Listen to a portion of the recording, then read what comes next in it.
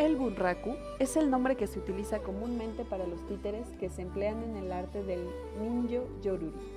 Ninjō significa títere y yororuri es una forma de narración cantada. El teatro de títeres japonés tuvo su auge en torno al siglo XVIII, pero quedó obsoleto durante muchos años por la falta de dramaturgos especializados en este arte. Los titiriteros, narradores y músicos del bunraku son tradicionalmente de género masculino. En este tipo de teatro de títeres se prescinde de una decoración excesiva. Por el contrario, se minimizan las distracciones para que la audiencia pueda enfocarse principalmente en los títeres. El titiritero principal es, por lo general, la estrella del espectáculo, a quien la mayor parte de la audiencia viene a ver. Un titiritero japonés literalmente pasa su vida aprendiendo el arte del bunraku. Para desempeñarse como titiritero principal se requieren aproximadamente 22 años de experiencia, incluidos 2 años en la escuela de capacitación de bunraku, 10 años aprendiendo a manipular piernas, 10 aprendiendo a manipular el brazo izquierdo, y es entonces cuando está listo.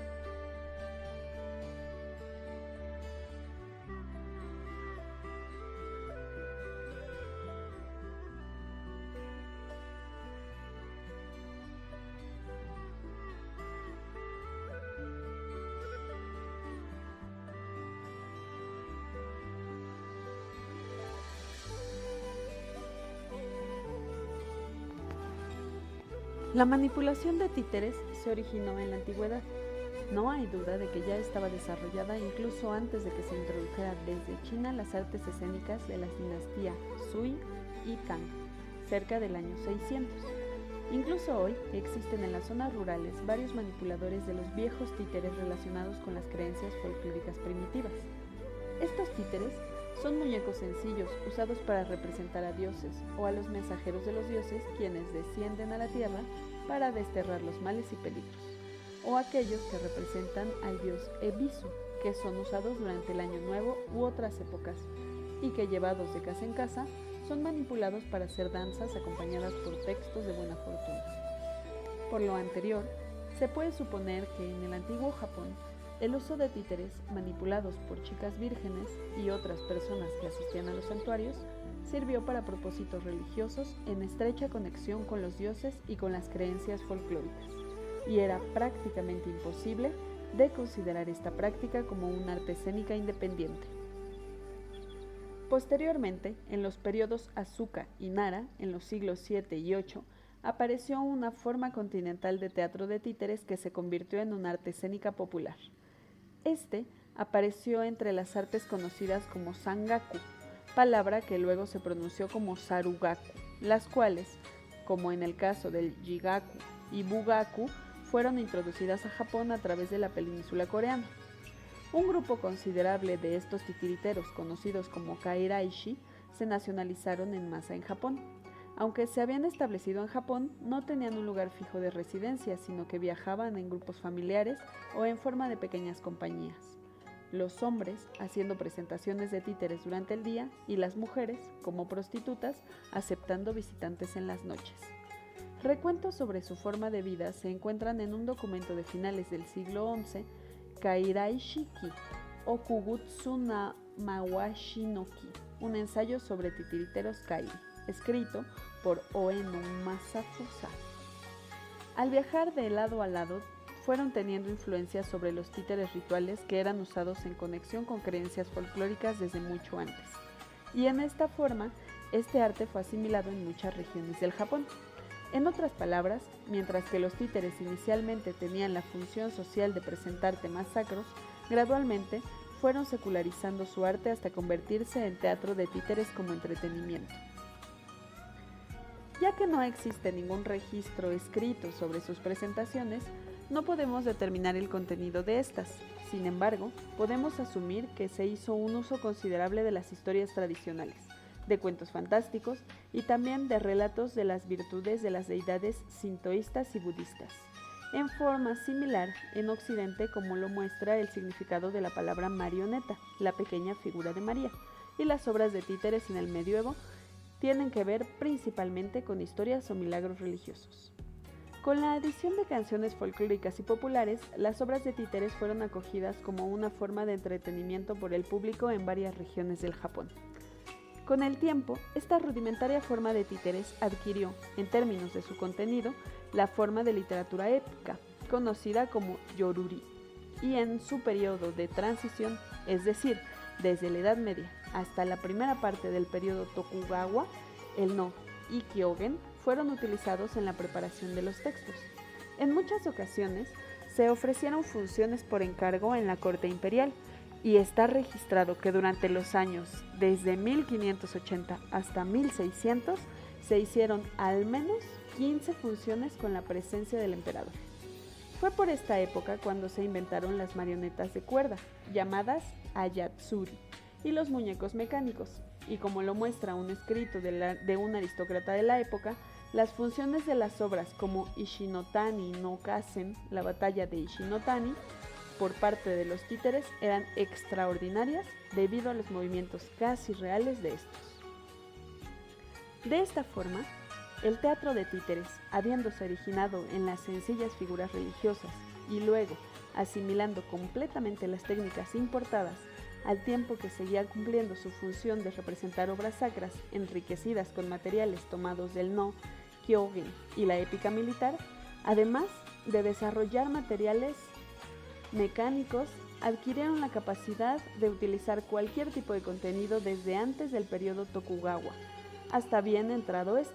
Al haber asimilado dichas influencias, el teatro de títeres luego siguió su desarrollo hasta una forma de arte narrativo, es decir, yoruri.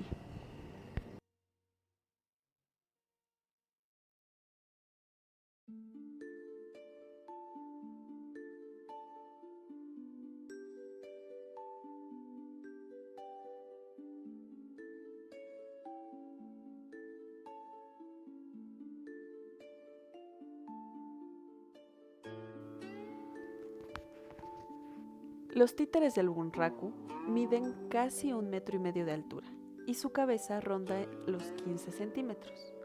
Los títeres femeninos son un poco más pequeños. Sus proporciones varían sutilmente dependiendo del papel que representan.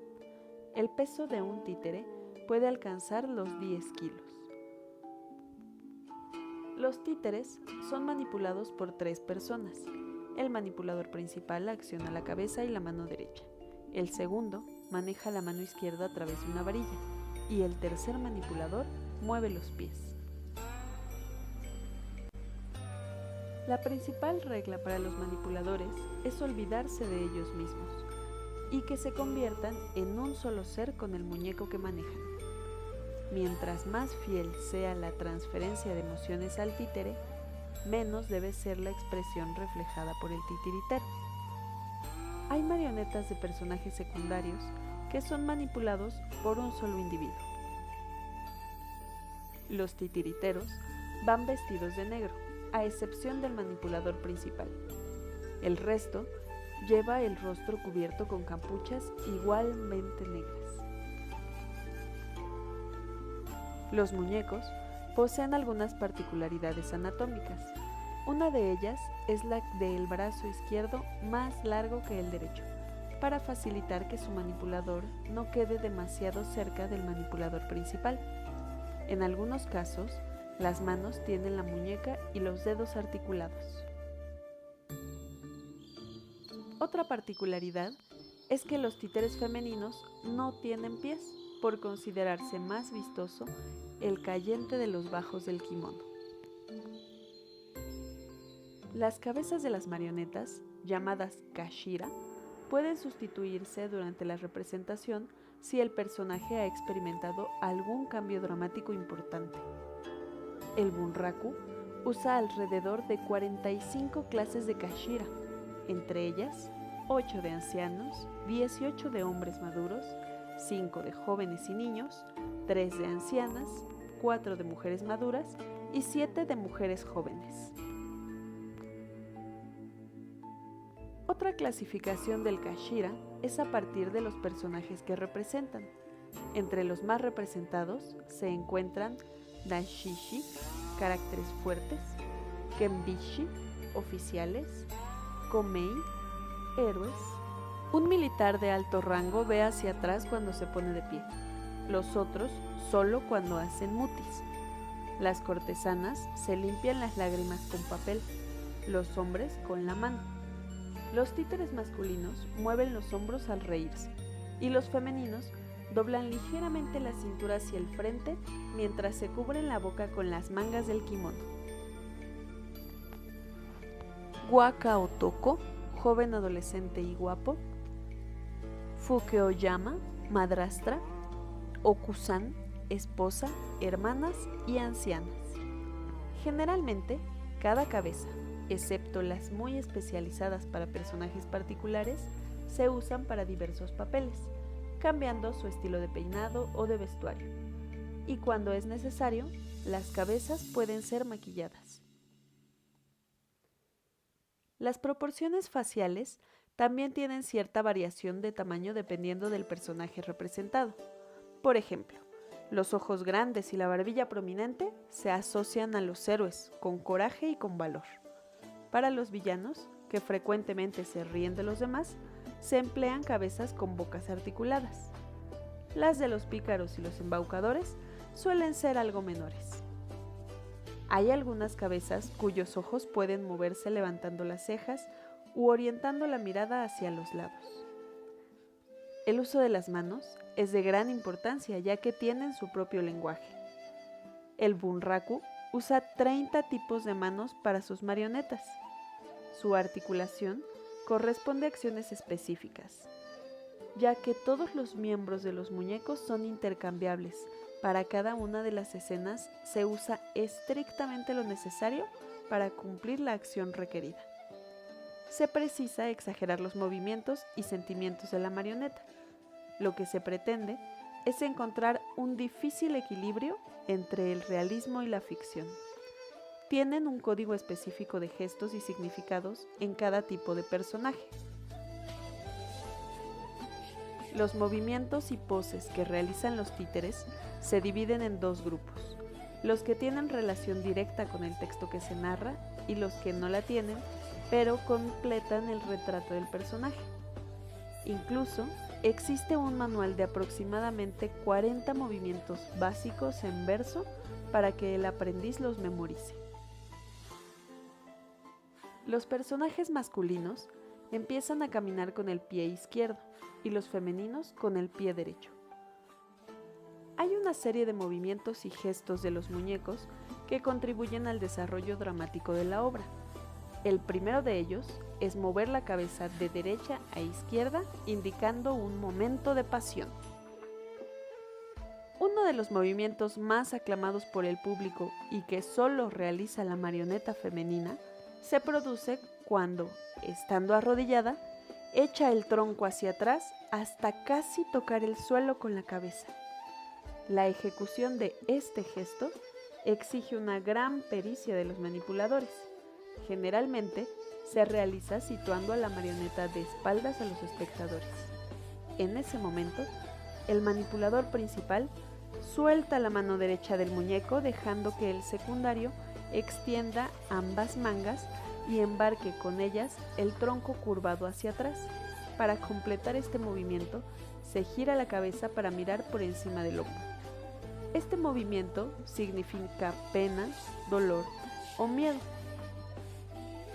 Otro gesto típico de los títeres femeninos se produce cuando materialmente se enroscan, casi saltando, sobre otro personaje, simbolizando un arrebato o una gran intensidad emocional. En los personajes masculinos, las poses se reducen casi exclusivamente a subir las cejas, a abrir la boca o a golpear el suelo con los pies.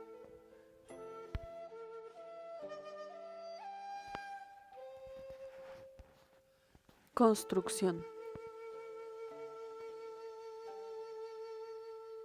Inicialmente, las cabezas de los muñecos del bunraku se labraban en maderas de kiri y hinoki. La experiencia demostró que el hinoki o ciprés resiste mejor y es exclusivamente este material el que se utiliza para la construcción de kashira.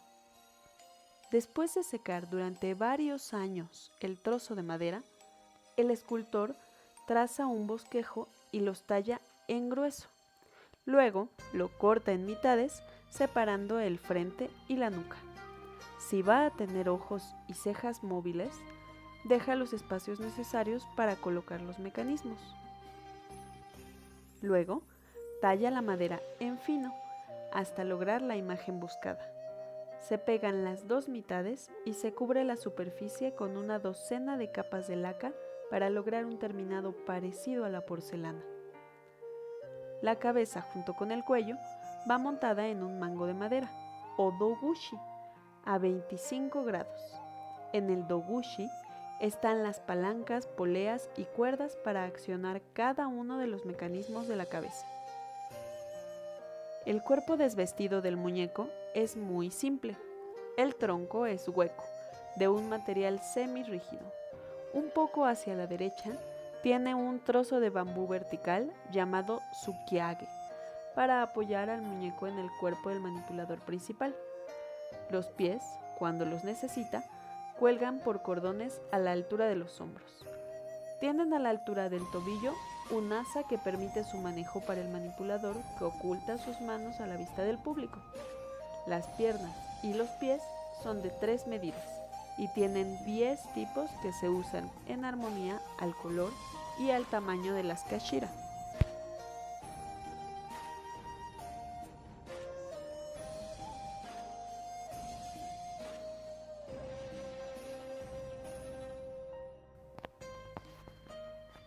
Las manos y pies están hechas de madera kiri.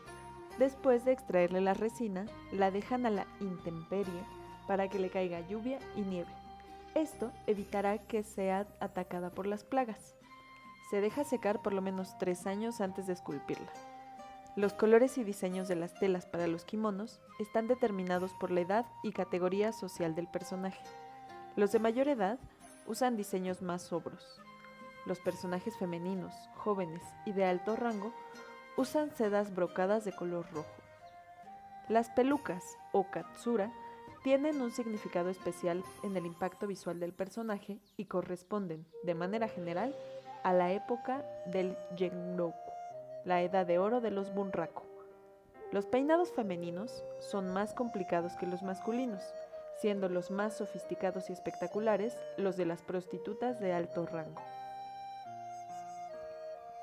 La manufactura de pelucas se ha transformado mucho con el paso del tiempo. En la época Edo ponían el pelo directamente en la cabeza del muñeco.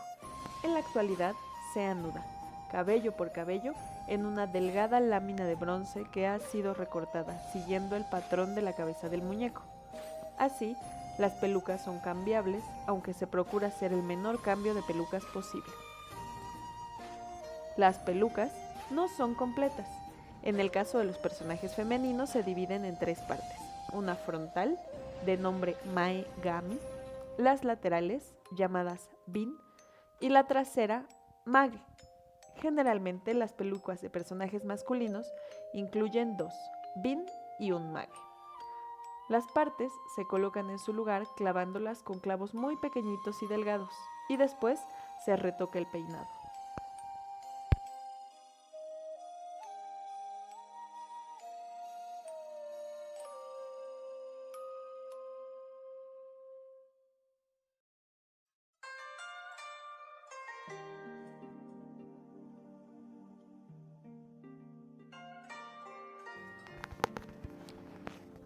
El narrador en el bunraku.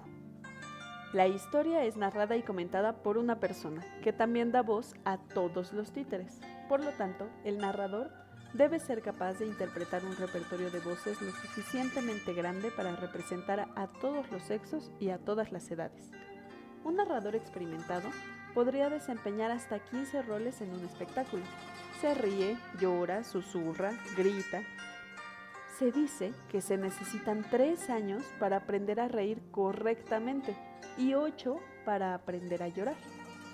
Los músicos, por su parte, en el bunraku llevan el ritmo de la narración, dado por el instrumento musical japonés de 3 cuerdas de la familia de los laúdes que se llama shamisen.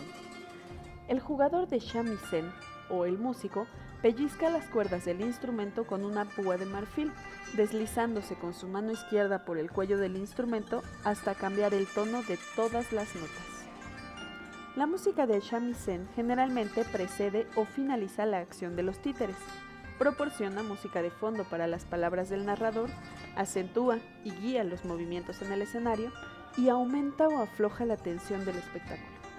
Cuando hay una pausa en la narración, el shamisen proporciona un puente musical con la posterior reanudación de la acción. Cuando el shamisen está en silencio, toda la atención se centra en la acción de los títeres. La mayoría de las obras en escena fueron escritas especialmente para bunraku durante el siglo XVIII. En ese momento, los actores del teatro kabuki eran tan famosos que a menudo podían permitirse cambiar las obras adaptándolas a sus propias preferencias, y esto solía molestar a muchos dramaturgos famosos, que a veces preferían escribir para el teatro bunraku que para el teatro convencional. Uno de los más famosos fue Chikamatsu Monzaemon. Los temas tratados en el teatro bunraku, rico en situaciones interesantemente dramáticas y emocionales, siempre están dirigidos a un público adulto. Las dos principales categorías de las obras son Seiwa-mono, historias de la vida cotidiana, y Jidai-mono, temas históricos. Las obras Seiwa-mono tratan de temas como el adulterio, el suicidio o el asesinato. A veces, incluso las noticias reales de un evento escandaloso podían proporcionar inspiración para la trama de una representación del bunraku. Las obras Jidai-mono cuentan historias que a menudo son complicadas y fantásticas, tanto en referencia a leyendas antiguas como a eventos contemporáneos establecidos en el pasado para evitar la censura. Tratan temas como la ética, la lealtad, la traición o el sacrificio.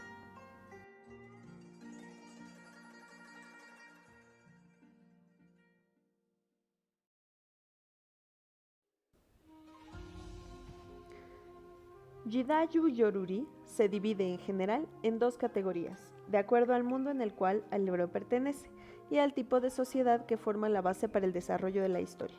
Las obras históricas, Jidai Yoruri, que tienen que ver con las hazañas de valientes guerreros y aristócratas, y obras Seiwa, Seiwa Yoruri, que describen la vida de gente común, especialmente comerciantes y agricultores. Estas dos categorías también son conocidas como Jidai-mono y Seiwa-mono, términos que también se emplean en el teatro kabuki. El Jidai de Jidai-mono se refiere a un periodo en el pasado, y casi todas las obras fueron basadas en narrativas y otras obras literarias ya muy bien conocidas.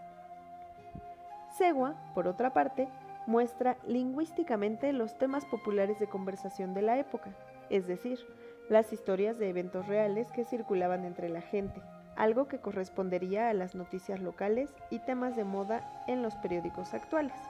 Por ejemplo, temas como amoríos, suicidios en pareja, robos, asesinatos, éxito, guerra entre pandillas, huelgas, revueltas de agricultores, temas similares son los tópicos de este tipo de teatro. Las obras entonces eran versiones dramatizadas de eventos reales, recientes. Las obras de tipo Jidai-mono también se describen. En cuanto a la composición del yoruri, como una característica común del bunraku y del teatro kabuki también, primero debemos mencionar el hecho de que estas obras están compuestas por numerosos actos y escenas. Por ejemplo, en el caso de piezas largas, se requería de 14 a 15 horas para presentar cada una en su totalidad. Por eso, hoy en día, estas obras se presentan en funciones con tan solo 2 o 3 partes de la obra original. En ocasiones, muchas escenas son cortadas completamente, pero las obras están escritas de tal forma que incluso un solo acto se puede apreciar como si fuera una obra independiente. Sin embargo, si uno ve una obra del comienzo hasta el final, se puede observar aún la obra más larga tiene una cierta consistencia. Las obras Jidai-mono son usualmente divididas por los autores en 5 partes y las obras Seiwa-mono en 3. En esta forma, Las obras tienen una forma piramidal en el desarrollo: comienzo, clímax dramático y desenlace. Esto podría estar en gran medida influenciado por conceptos del Yo-Ha-Kyu y por el programa en 5 partes del teatro No. El patrón de 5 y 3 partes del Bunraku, al parecer, aparece un poco antes de la época de Shikamatsu, pero fue él quien realmente lo estableció en la dramaturgia del Bunraku.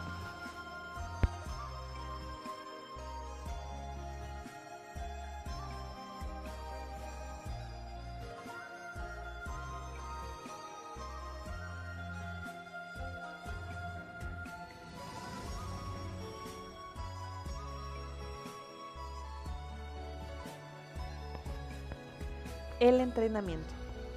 Al contrario de otras tradiciones japonesas, en el Bunraku, los aprendices no tienen necesariamente una relación sanguínea con su maestro, aunque después de su entrenamiento se acostumbre a adoptar su nombre. El rigor de su entrenamiento tiene como medida y regla la perfección, no importando el costo en términos de frustraciones individuales. La edad promedio para empezar como aprendiz del Bunraku es a los 14 años, y luego de años de entrenamiento, el titiritero comenzará su trayectoria con la manipulación de los pies del muñeco. Después de 10 años manipulando los pies, el titiritero está preparado para ser el segundo manipulador, y luego de otros 10 años manejando la mano izquierda, estará listo para poder manipular la cabeza y la mano derecha. Un solo manipulador puede pasar más de 30 años representando el mismo personaje, puliendo su técnica cada vez más. Al igual que los Tayu o cantantes del Bunraku, se dice que un manipulador empieza a considerarse un buen intérprete a partir de los 50 años, ya que puede transmitir su vivencia en la interpretación. La trayectoria de un titiritero del Bunraku puede ser tan larga como su propia vida. Sin embargo, cuando su cuerpo ya no logra mantener erguida la cabeza de la marioneta, sabe que es momento de retirarse. Por ejemplo, Yoshida Tamao fue galardonado como Tesoro Nacional Viviente de la Cultura Japonesa por su trayectoria de más de 50 años como titiritero, y siguió representando personajes principales y guerreros a sus 80 años. Actualmente, el único teatro dedicado exclusivamente a presentaciones de Bunraku desde el periodo de Meiji de 1868 a 1912 es el Bunrakusa, y conocido más recientemente como Asaisa en Osaka. Durante el periodo Meiji, Tsubosaka Reigenki, el milagro del templo Tsubosaka. Una nueva obra fue escrita y presentada a partir del final de la Segunda Guerra Mundial, la cual se han presentado versiones de Bunraku de Hamlet o de Madame Butterfly. Sin embargo, esto no ha generado ningún cambio ni ha tenido mucha influencia en el Bunraku. Por un tiempo, después de la guerra, el Bunraku se dividió en 2 facciones e incluso había cierto temor de que desapareciera. Sin embargo, en 1963, estas 2 facciones se unieron nuevamente y la administración del teatro Bunrakusa le fue retirada a Shochiku, una compañía de cine y entretenimiento que había surgido en el mundo del teatro después de la época Meiji.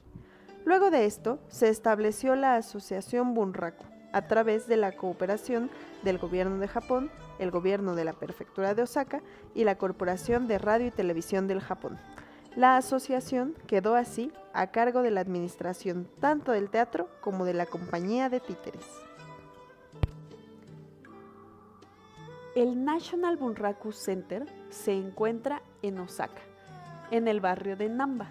Es el único teatro en todo Japón donde es posible asistir regularmente en diferentes épocas del año, con calendarios precisos, a espectáculos de Bunraku.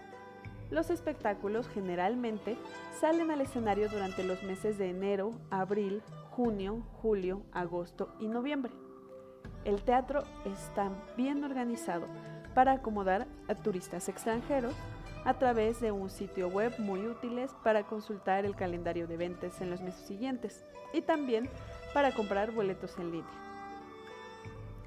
El National Theatre de Tokio, no lejos del Palacio Imperial, en la zona central de Hayabusa, es un gran complejo de teatro que alberga representaciones durante todo el año de muchísimas artes japonesas tradicionales, entre ellas incluido el bunraku.